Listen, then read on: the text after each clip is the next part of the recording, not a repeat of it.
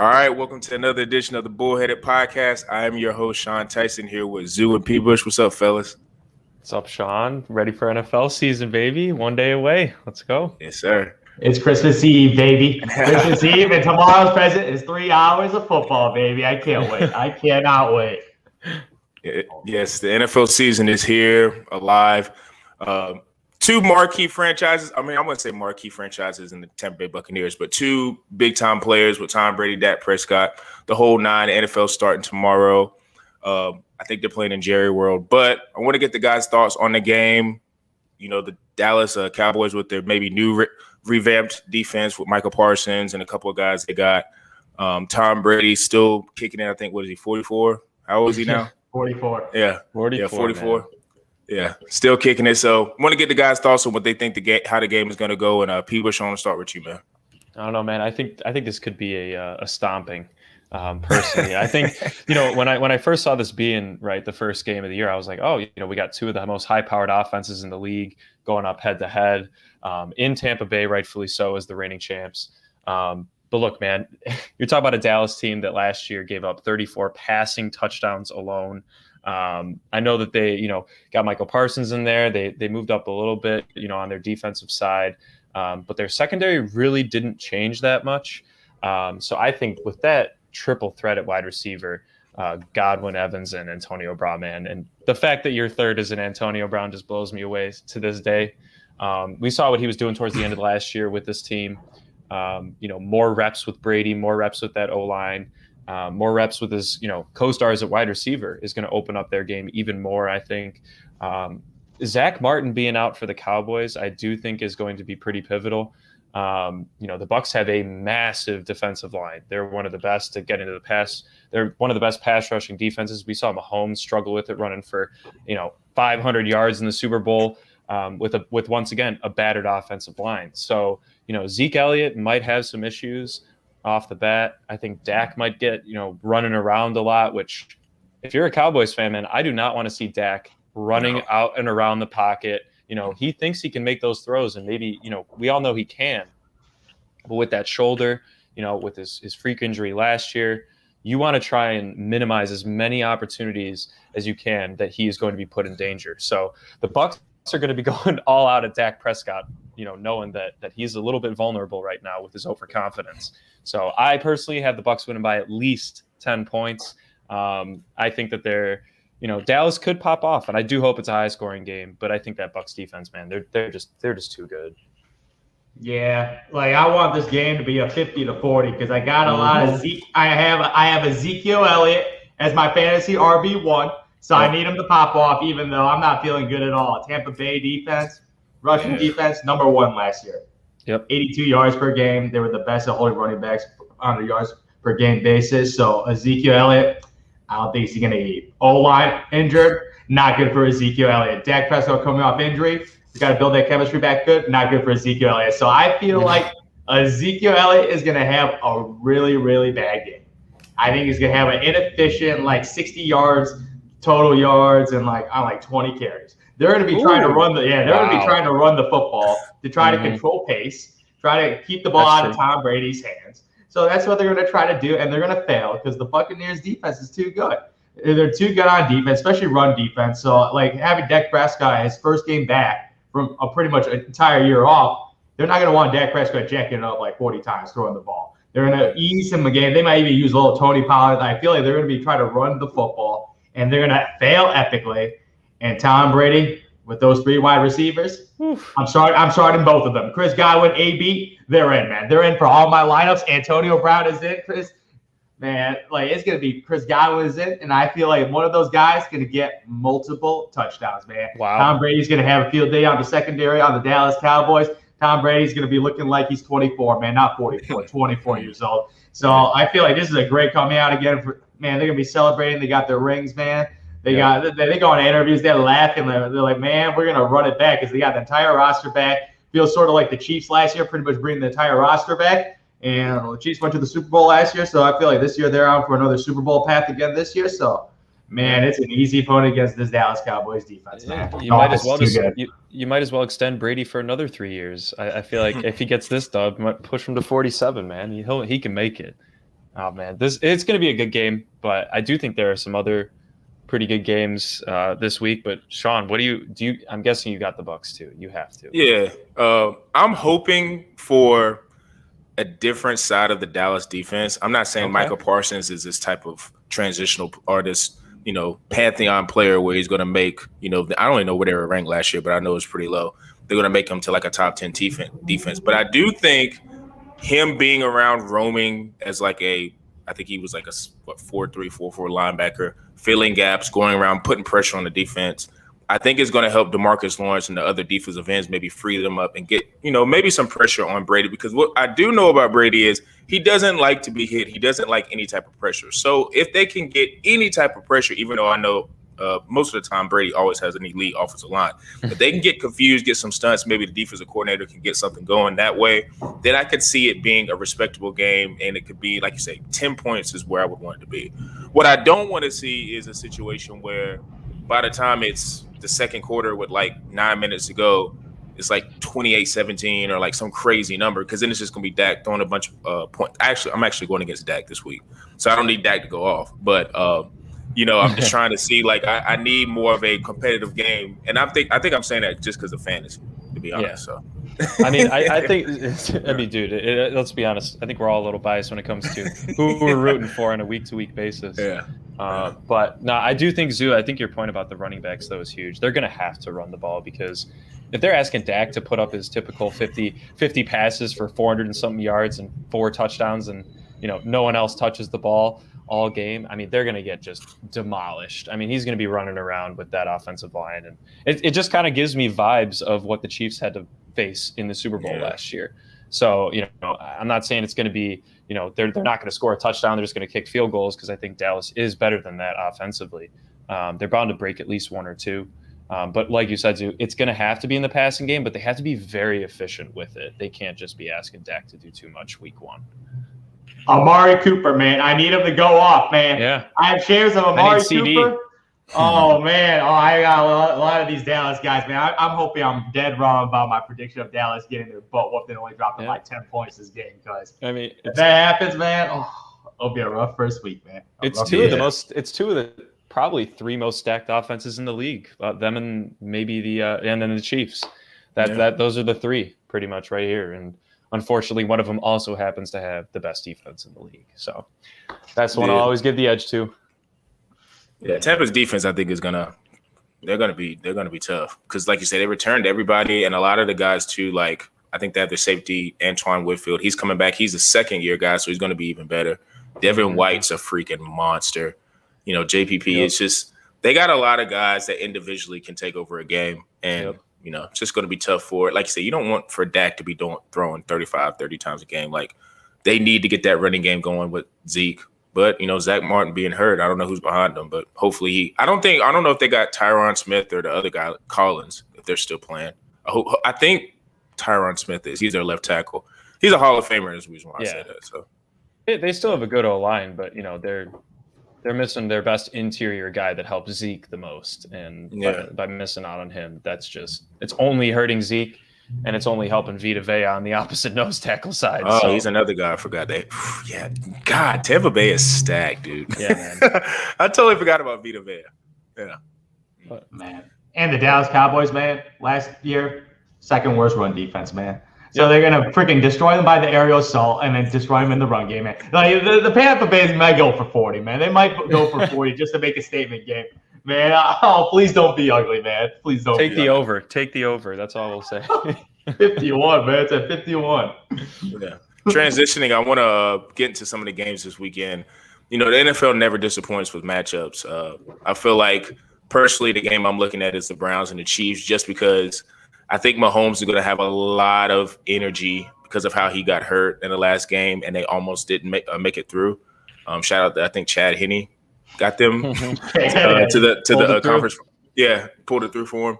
But, I think that personally, I'm interested to see how the Browns look, because they're kind of my dark horse, even though I'm kind of giving away and not letting you guys go. But I just think they're a little bit of a dark horse just because they're getting Odell back. At some point, you have to think Baker's going to get some type of connection with him to where, he could become a game-breaking receiver that he used to be. Jarvis is consistent as it can be. two-headed monster running back, and then their defense is loaded with guys. So I kind of want to see how this matchup is going to be. I think it's 6.5 Chiefs, but I think it's going to be an Arrowhead, right? Yep. Yeah. So that's probably part of the reason why. But I want to get you guys' thoughts on the games this weekend. Zio, I want to start with you, man. What do you think? Man, do you know what I'll be looking at?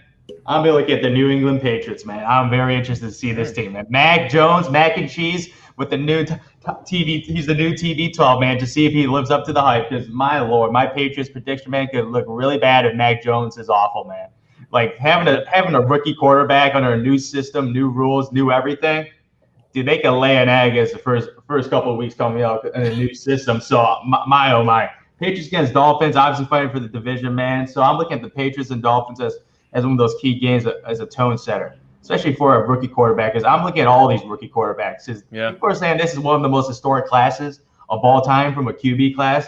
Obviously, Justin Fields is not playing because they got QB1, QB1 under the Red Rocket, man. So I'm gonna look at these other QBs like Trevor Lawrence, man, see if he lives up to that, even though Jacksonville Jaguars, man, they're not helping him at all, man. Like, that situation is as bad as it can be, but he's supposed to be this godly talent, like Peyton Manning, Andrew Luck type, so we'll see if he lives up to the hype. And Zach Wilson, man, Sean, you're a Jets, man. New York Jets. I know Jets fan, man. I do have some Zach Wilson stock, though. I do have a little bit of stock. True. What was that wide receiver, too, that you love, man? Elijah Moore, man. Elijah Moore, the old Listen, I don't know. To see that guy is the next nasty. Metcalf or AJ Brown, man. I don't know if you watch like NFL films type stuff, but he's been the reason why is because I kind of knew who he was because he played for Ole Miss last year. I didn't watch his tapes like that, but then he had a lot of cosigns from guys in the league saying like, "Oh yeah, he's real." So I went back and watched his tape, and I was like, outside of him being 5'9.5", he's got everything you want in a receiver. So just I don't know. I like how he runs routes. He's quick, hands. You know, he's got a lot of stuff to him, and they got him in the second round. So it's kind of like, all right, well, let's see. And like you say, Zach, listen, Tony Romo, he compared Zach Wilson.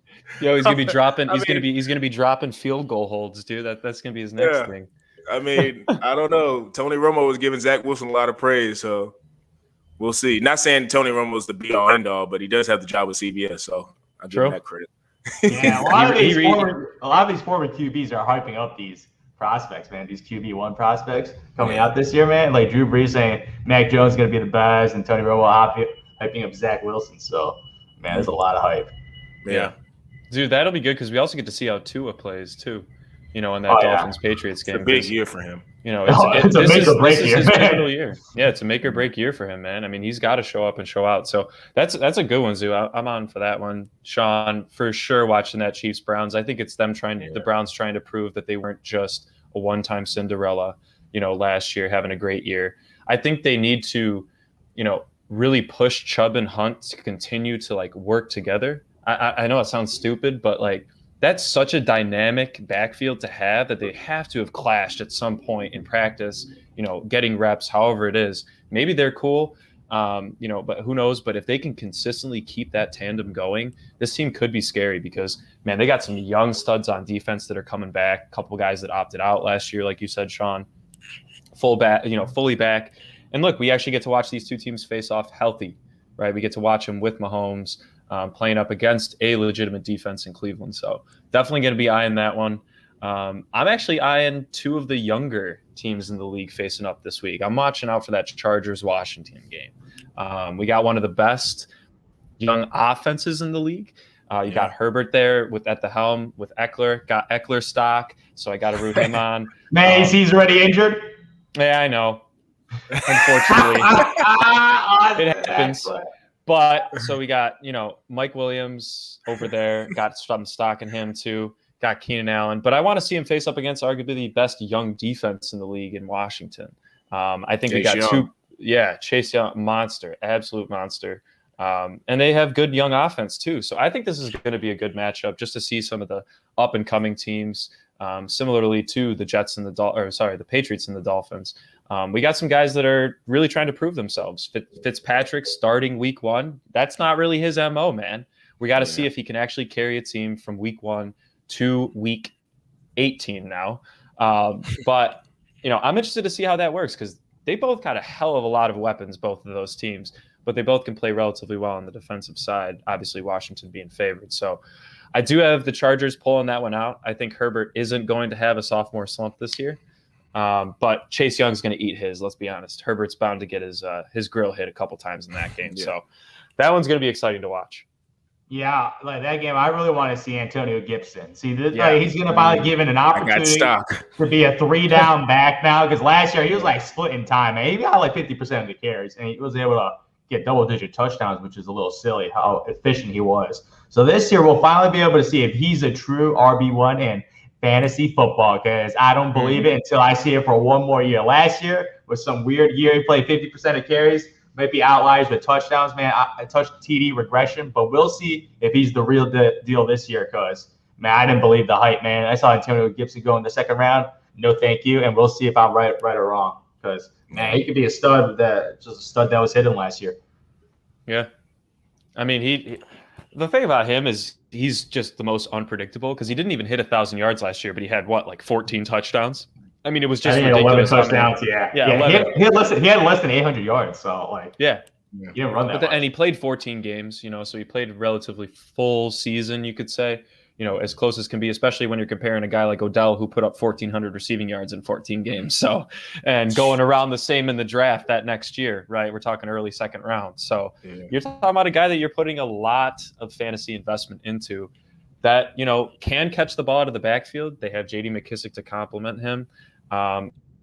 It's really going to come down to if Fitzpatrick is a better decision maker than Alex Smith was, which I think that's Smith's forte. I've said that many times on this podcast, was his game management ability and not turning the ball over.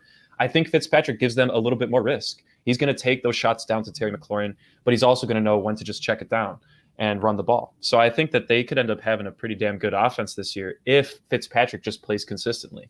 He's the smartest QB in the league, man, just by nature. Everybody knows that, but he just can't seem to stay consistent. So they're taking a gamble on him, but they should be taking a gamble in a division that is this wide open. So I think this is going to be a good first test for them against the Chargers. I think that's the reason why. I think it's because the division is so wide open. There's no like legitimate quarterback. I mean, Dak is, but like a legitimate team where it's like, okay, they're the front and center of the division.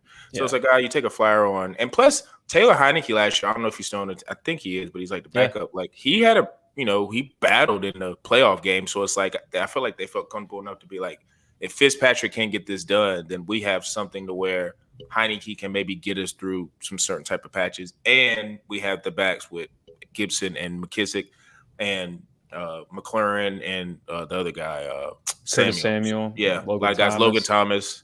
Hopefully he can stay healthy. But hey, Heineke played the Bucs better than the Chiefs did. Yeah, he did. Completely honest here. Yeah, he almost brought them that dub. He was athletic, running around together. Yeah, he was on it. I think with Gibson too, the reason why a lot of people had stock in him, and like last year for me, I'm gonna be honest, I just got him because he was like, I think they had like his speed, like his size and speed combo. I just like, that's kind of like pretty nice to be, for a running back. I was just thinking, like, okay, I'll just try it. But he was a receiver at Memphis like his entire career. So I think they're betting on him. Like, okay, you've been in the NFL for a year and you're like you did the running back and that's what you do. So it's like, I think just the maturation of learning how to play running back. Yeah. Because like I said, I don't think at Memphis he was doing any type of running back schemes, running through, picking up blocks, things like that. And that's probably part of the reason why he didn't play on third down, because it's like, as you said, pass it down, and you got McKissic coming in doing that type of stuff. So he has the ability to catch the ball. But I think the Chargers are just going to be so interesting to me because I don't know when they play the Chiefs, but I'm interested to see how their defense does. If their defense is like to a point, because like say with Duran coming back, and I like Samuel, those two FSU guys, we all know, blah, blah, blah. But I feel like if their defense can be somewhat, efficient and not be just this people like thrashing it and doing whatever, the Chargers, they could be another dark horse because I don't think Herbert's going to have a sophomore slump. I really don't. Because he seems like, I think I read he was like in college, he was a like biology major. So he's got like, I feel like he can process a whole lot better than a lot of the quarterbacks that are playing now. And he's athletic as hell. And he's quiet. He's quiet too. He's just like, I'm going to learn this and I'm going to perfect it, and I respect that, especially with a guy that was thrown in First game Yeah. with Tyrod Taylor getting his lung Yeah. punctured. God that is save crazy. They needed to give that That's doctor a crazy. raise immediately for finding I that know, and right? allowing Herbert to step in. That's crazy to me that happened. That was his opportunity, and plus to their coach. I don't know too much about him, but I think he might. And there's no shade to Anthony Lynn, but he might be able to unlock some stuff with. Oh, it's so shade to Anthony Lynn, man. That dude You know, was he's the a offensive go-kart coordinator. as I a- think he's offensive coordinator. I think with the Lions. Yeah, that sounds about match right. made in heaven, man. Yeah. Man, two mediocre franchise and a mediocre coach, man. Beautiful Yeah. one. Yeah. Anthony Lynn. But yeah, Sean, they could be good, man. It's just that they're in a rough division. I mean, it's like the Raiders and them are going to be kind of fighting for that number 2 spot. I don't believe in Derek Carr fully. I know some people buy into it. Zoo's definitely a heavy hater. Look at that straight face. Man. Yeah, look at that straight dude's- face. Man, that dude trash, man. Jesus. And John So- Gruden didn't even yeah. like Carr. Oh, that dude overpaid, man. Him and the GM. Mm. You know, I read it. For such a cheap franchise, they paid him so much money. I know. Yeah, that was, God knows why. You don't even have to do. Yeah, you have to do that contract. I don't understand the I mean, I guess you do. It was like a 10-year deal, right? It was like a 10-year deal. I take that back. 10-year, $100 million. Yeah. Yeah. And I think it's because hasn't had he a was on winning season. ESPN. He was on ESPN. That's why, and he was doing all that. coached him. Yeah, the QB camp stuff. And let's be honest, was ESPN like going to be getting close to that number? Hell no. Like Him what? is- If you were to argue that, you could probably argue that back in the day, their 2 biggest guys that they had were John Gruden and Stephen A. And Yeah. Stephen A. ended up getting paid heavily, but I think they almost had to poach him and pay him what ESPN was going to match almost. Yeah. That's how I almost tried to make myself feel better about paying a coach $10 million a year. But by God, man, at least have a better team around him. Yeah. I don't know. I think John Gruden is probably a good. He's not going to get fired, but it's a make or break year too for him and the GM because plus their draft hasn't been the greatest. Like they've hit on like a receiver or two, but I don't know. I saw they cut one of their 3rd round picks, linebacker. I don't know. It's just weird in Vegas. But transitioning again to the last topic we're going to get into is a bunch of, I guess you would say, bold predictions for the season. The NFL is full of surprises. It's going to be a lot of guys that's going to step up. It's going to be a lot of guys that's going to fall back, with the physicality of the NFL, every week is just a new storyline. So I wanted to ask the guys, what's some bold predictions for teams or players and their opinion? And P-Bush, I'm going to start with you, man. Well, I mean, we got Eckler out with his hamstring, by God, every year. He just didn't practice today. Y'all scared me thinking he was out for the season there for a second. Zoo did that. I ain't do that. But no, dude, I think that, with all these injuries, man, I mean, I feel bad for the Ravens, with J.K. Dobbins going down. That's just been brutal for that team. I know Gus Edwards is going to have to step up in that role. His fantasy stock has been rising very quickly. But if I'm just to talk about, a team that I think could surprise some people, I'm going to go with the Giants, man. I really think that they have. Yeah, I think that the Giants could surprise some people, man. I think that they Danny could. Dimes? What? Danny believe in Dimes? Danny You call him Dimes? Danny Dimes? You're Yeah. really going to call him Danny Dimes? All Well, right, I'm if not he's saying he's going gonna- to win, he better be No. Danny Dimes if they're the surprise team because Look. he'll be balling, man. Look, man, they nearly stole that division last year without their best player. And I understand that the other team that probably was the favorite last year was also missing their best player in Dak Prescott, right? Most people would have had the Cowboys favored last year. I don't think anybody thought Washington was going to turn it around there. But look, man, there's a lot of uncertainty in Washington on that QB side, like we talked about with Fitzpatrick. I'm kind of writing off the Eagles as being contenders. And you never know with this Cowboys team, man. They're very inconsistent. And you're talking about one of the best defenses in the league on the opposite side with the Giants, man. They have solid weapons. They added Kenny Galladay. They gave him a legit big guy to throw the ball to. He can just chuck it up there. If Daniel Jones comes back and he's playing better, and they have a healthy Saquon, that team could actually they could make some noise in the NFC East. Not saying they would make it past the first round, but if you're looking for a dark horse out of the NFC East, I'm picking the Giants, man. That's who I'm. They going do with. have. I do feel like talent wise, They have a lot, man. They're crazy on defense. That's what that And like, offense. They have a lot of skill guys. Their line issues. Saquon off ACL. Danny Dimes just sucks. Like they're trying to give him some weapons. Kenny Galladay, who's a nice big receiver, man, to see if he's any good. Like Kenny Galladay is a nice player, man, but he made it out of the Lions with a couple 1,000-yard seasons. Yeah, he was good with the Lions. He had Matthew Stafford, man. Matthew Stafford's a good quarterback. No O-line, though. He didn't have an O-line. They didn't have a running game. Right, but Matthew Stafford, who's an above-average quarterback, and Danny Dimes is a below-average quarterback. So he's getting a worse quarterback. I agree. And like Saquon, I don't know about you, I own 0 shares of Saquon Barkley off the ACL injury. Too high of a risk for me. And I feel like this year he's going to be in and out of the lineup, and they might not be able to use him as much because they want to monitor his minutes and his carries. Because they don't want to put too much on that knee. And if they can't dominate the rushing game, man, ain't scaring nobody. They still almost won the division last year. That's my whole damn point. The Cowboys, man, the Cowboys got their QB back. And the Cowboys were atrocious last year with Dak Prescott. I feel like they're going to be an above 500 team, and above 500 team is making the playoffs, man. With Dak, they couldn't even beat the Falcons last year, man. Yeah, they were getting blown out in the first couple of games last year. With they were Dak, 0-3. They were getting destroyed. But the difference is so they improved their defense, man. Michael Parsons. Yeah, they got some. They got a first rounder, baby. First rounder, man. Top 10 pick. He's making immediate impact. What are they going to do? Move from 28th worst to 26th? Goddamn, that's an improvement, but that doesn't mean anything. Come on, man. They're still going to be bottom. They're still going to be bottom 7 in the league on defense, man. They're going to be bad. That division is just bad. If you're looking for consistency, I mean, you could argue that Washington's probably the most consistent team in that division, sadly. But it's all going to come down to, like you said, every team's got their one thing in that division besides the Eagles, because they're a work in progress right now. But we got Washington with their QB situation, same thing with the Giants, and then you got the Cowboys defense, man. It's wide open, and if there's one that I was willing to put a long shot on, because I think most of the other divisions in the NFL, except maybe the NFC East, are pretty predictable. I really don't think there's going to be that many surprises this year. But I think that it's either them and the Patriots. I think those could be the two teams, that personally for me, I think could make a quiet impact early on that ends up biting some teams in the ass towards the end of the season when they can get going. So I don't know, man. It's tough to predict. Yeah, this year I feel like a lot of chalk teams, man. But I'm going to go with the player. I think I talked about this player a couple weeks ago as being a top 3 fantasy quarterback.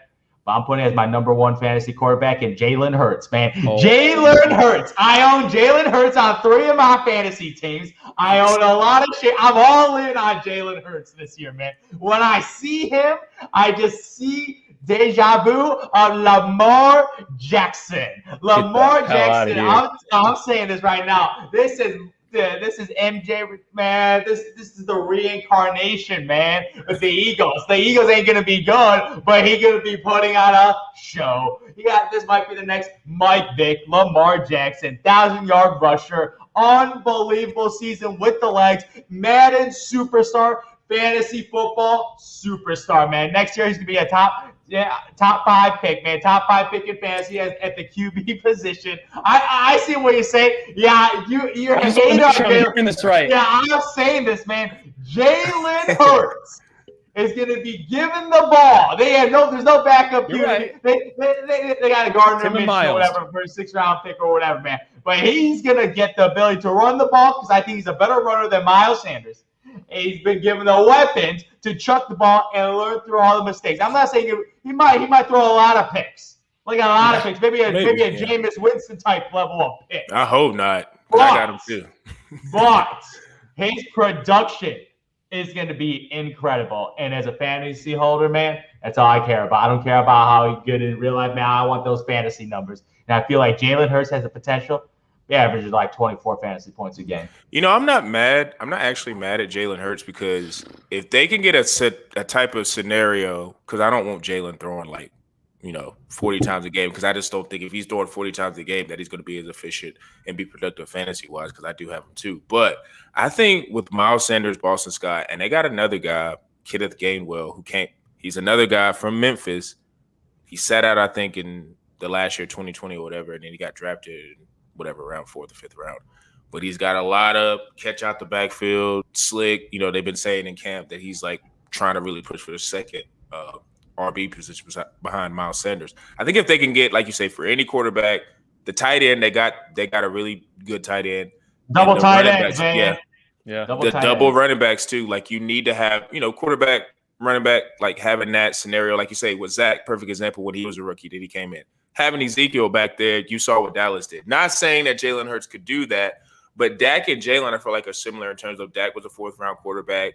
He played in the SEC, played at Mississippi State, but nobody thought he was going to be able to, you know, unseat Tony Romo and thought he was going to be passing for the yards and get the contract he's got now. Yeah, that's a good so point. Jalen Hurts doesn't really have that, I would say, the potential of Dak, but he does have the ability, big, strong quarterback. If he can get some production from his running backs, he can just continue to mature. And then next thing you know, the Eagles could be the dark horse in that division just because, you know, you got Jalen Hurts who, outside of Dak, I'm not picking Daniel Jones or Fitzpatrick, Fitzmagic, I get it. But I would pick Jalen. And like you say, in terms of potential right now, and I think he's more like after the injury, I think he's probably the most athletic quarterback in the division. So he does have the most upside. I will say that. He has easily the most upside, but not this year, man. I mean, like if you're talking like two years down the road, I think they'll probably end up winning the division, unless the Cowboys. Yeah. I mean, the Cowboys would have to implode because they have such good young assets. Mm-hmm. But if you're saying he's going to be the number 1 fantasy quarterback this year, you got 24 points a game. I don't know about that. You of all people are putting him ahead of Mahomes. I said potentially. Like last year, my ride or die was Josh Allen. And this year it is Jalen Hurts, man. Look, I already got him in a DraftKings lineup for this coming week. I mean, I think he's going to end up popping off. Believe in him? Later mess up. I might bench Russell Wilson for him. I don't know. They're playing the Colts, so that's fair. They're playing the Colts. I mean, they're playing the Colts. That's fair. You know, they don't have the defense. I mean, look, if they can go down though early with that defense that they have now, if the Colts can actually score and Jonathan Taylor runs them over, Russell might have to throw the ball.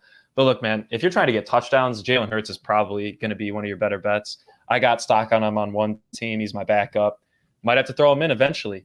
But Zoo, you're out of your damn mind if you think he's going to be the number 1 quarterback in fantasy. There's way too many ahead of him. You're talking about guys, Zoo, you're talking about guys like Josh Allen that can run the ball arguably as well as Jalen Hurts, maybe a little bit less. And he still can throw 40 touchdowns if he wants to. You know, that man's going to be scoring more in fantasy than Jalen Hurts can, especially if he's throwing 20+ picks and he's got year. Diggs. And he's got Diggs. He's got Diggs. Yeah, I mean, Devontae Smith. He can't catch a ball. Type of dude, man. What are you talking about? He can't catch a pass. What are you talking about? He can't get him the ball, dude. If you're calling him Lamar 2.0, don't be betting that he's going to be hitting his wide receivers half the time. Man, a little slant route, man. Nice. No, it's going to be tight. We're not going for Biden. It's going to be Dallas Goedert and Zach Ertz right he's up the middle middle every time. Touch passes and checkdowns, or he's running the ball. That's going to be their entire offense for at least swing passes to the running back. Yeah, swing passes. 100%. Swing passes to the running back. That's why I like that Gainwell kid because he's got really good hands. So I feel like he's just going to be out the backfield, That's true. Coming out, stuff coming out the backfield for routes. So I think Jalen Hurts also is a person or a quarterback that if he doesn't feel, because I know Zoo, you said Gardner Minshew wasn't a big deal, but I mean, if you go look at the stats and look at Gardner Minshew compared to the guys in his class or whoever he got drafted with, he's like right at the top. So he's a guy who I think may have just been sullied by the Jacksonville Jaguars. And now it's just good value, man. That's a better trade asset than a 6th-round pick, man. Yeah. Gardner Minshew is more valuable than a 6th-round. They probably at least a 4th. Yeah. Yeah. I mean, I think they probably just wanted to get rid of him because, Trevor Lawrence. Exactly. They wanted to put all the pressure on Trevor to step up. That's what I think. I think they were trying to remove everybody, but there's a lot of surprise players, man. I think Saquon could be a surprise player. You never know. He's a high risk, high reward guy. If he pops off and you get him like late 1st round in your fantasy draft pick, if people are passing on him, whoo. Oh man, we had a buddy do that in our own league, and he got him like 7th or 8th overall, and then he got Devontae right after in the 2nd round. So if that can pay off for some people, and you still got a draft tonight or something like that, and Saquon falls, man, it could end up being maybe not to the same level, but like when Adrian Peterson tore his ACL and came back, man, he could have a monster season for such good value at his position, man. Yeah, Saquon, I think probably fell in everybody's draft because I don't think he got picked in mine until like 11. Yeah, he felt pretty. He felt pretty. I would take that risk. Yeah, they're probably going to limit him probably the first like 2 or 3 weeks, just like with volume. So extra game this year though too. You got to remember that. Yeah, whoever his backup is probably going to get a lot of burn. So I'd probably pick him up on the waiver. He's got to be on the waiver wire for sure. But, yeah, I don't know. I think Saquon is a good bet for maybe like comeback player of the year or something like that. Just because if your prediction, a bold prediction with the Giants comes through, then he'll have the hype of that. So I do think that's interesting. I think for me, the one player I'm really interested in seeing this year, and it's not because I like him, but just like I want to see if he can do anything with talent. And that's Sam Darnold. Like, I feel like you got Christian McCaffrey. Terrence Marshall this year got drafted. I think he was like a late round. He made the roster. He's a really good, tall 6'4" receiver. They got DJ Moore. Robbie Anderson.